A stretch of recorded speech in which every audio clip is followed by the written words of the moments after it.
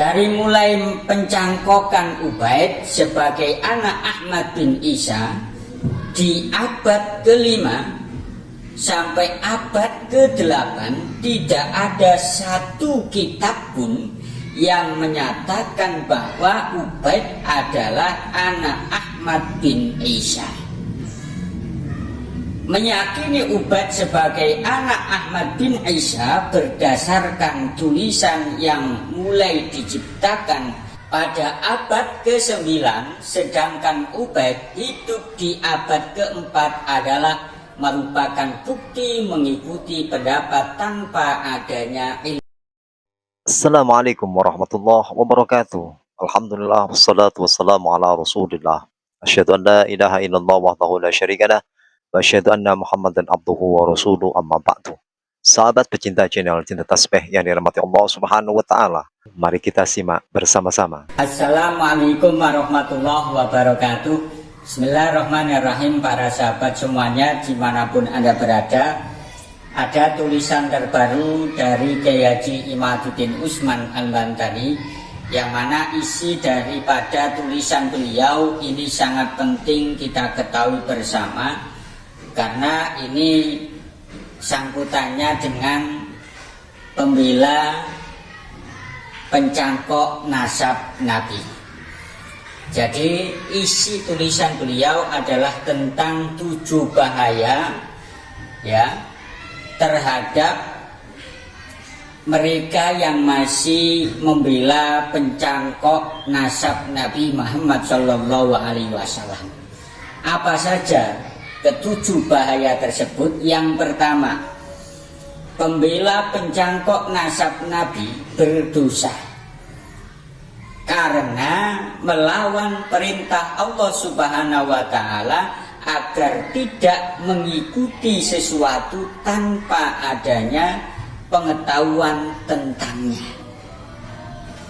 Dari mulai pencangkokan Ubaid sebagai anak Ahmad bin Isa di abad ke-5 sampai abad ke-8 tidak ada satu kitab pun yang menyatakan bahwa Ubaid adalah anak Ahmad bin Isa.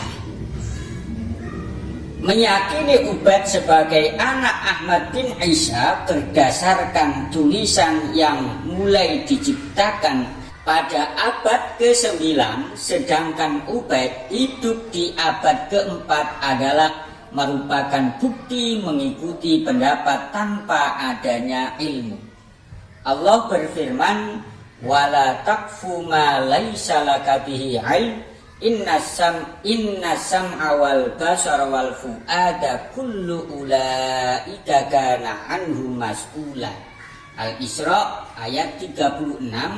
Dan janganlah kamu mengikuti apa yang kamu tidak mempunyai pengetahuan tentangnya.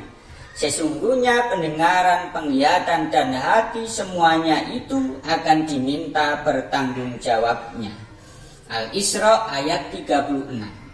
Yang kedua, pembela pencangkok nasab Nabi termasuk orang yang merendahkan Nabi Muhammad SAW.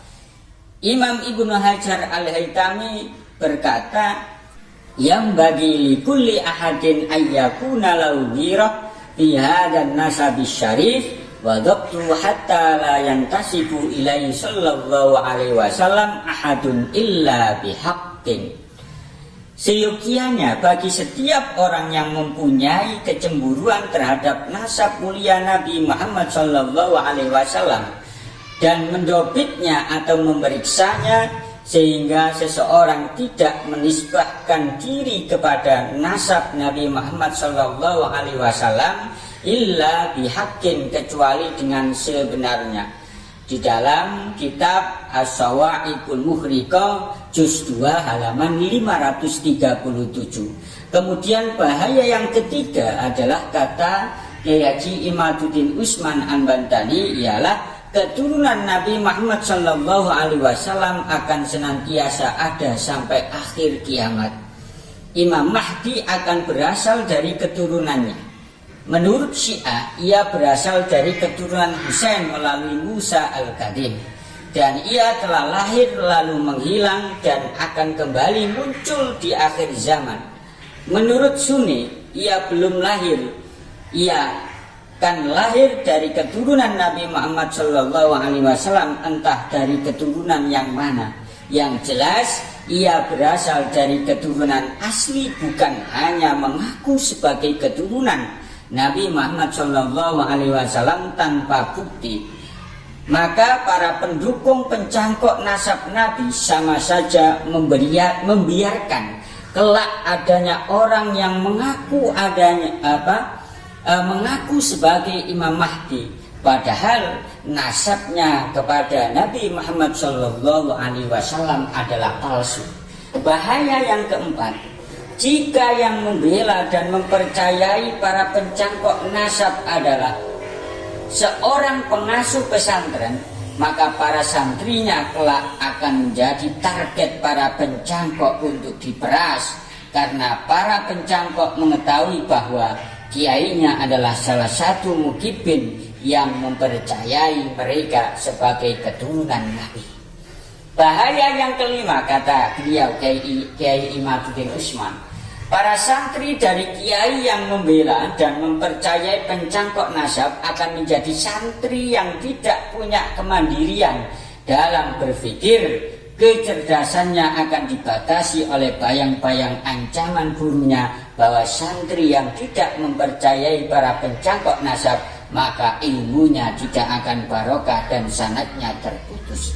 Akhirnya ia akan menjadi santri yang terjajah dalam pemikiran dan perasaan. Ia tidak akan pernah mendapatkan hakikat kebenaran berdasarkan ilmu pengetahuan yang ia miliki. Bahaya yang keenam, jika yang mempercayai para pencangkok nasab adalah para pengusaha dan pejabat, maka ia akan menjadi ladang pemerasan dengan kamuflase barokah usaha atau jabatan yang akan ia dapatkan. Padahal jabatan dan kemajuan usahanya selama ini adalah karena nikmat yang Allah berikan berdasarkan kerja kerasnya, bukan karena ia percaya para pencangkok nasab itu. Dan bahaya yang terakhir maksud saya, yang ketujuh adalah jika yang mempercayai para pencangkok nasab itu adalah orang awam, maka ia akan dijadikan pengikut dan pencintanya selamanya. Para pengikut dan pecinta hanya akan dimanfaatkan oleh para pengikut, dan pecinta hanya akan dimanfaatkan oleh para pencangkok nasab untuk memperlihatkan kepada orang lain bahwa ia mempunyai kemuliaan dengan banyaknya pengikut dan pecinta yang menjadi jamaahnya. Selamanya jamaahnya tersebut hanya didoktrin untuk terus mencintainya dan tidak diajarkan untuk menjadi lebih mulia dari dirinya. Itu 7 bahaya, ya, 7 bahaya yang menimpa mereka yang masih membela pencangkok nasab Nabi Muhammad SAW. Ainda Kiai Haji Imaduddin Usman Al-Bantani.